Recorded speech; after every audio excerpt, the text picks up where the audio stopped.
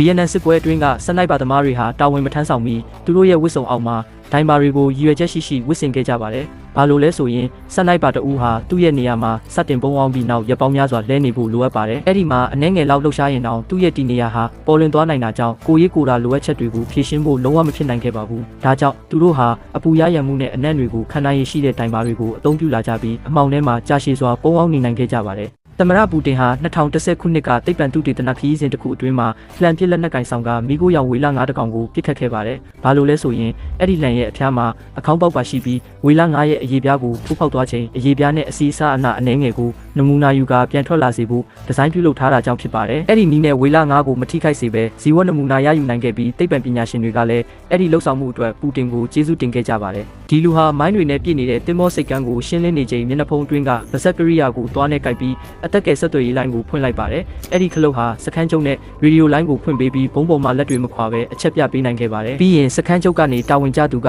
နှစ်ချက်ကနေတဆင့်ဆက်သွယ်ပြီးမိုင်းမပေါက်မီအရေးတကြီးဖြည့်ရှင်းနည်းကိုညှိနှိုင်းပေးပါတယ်။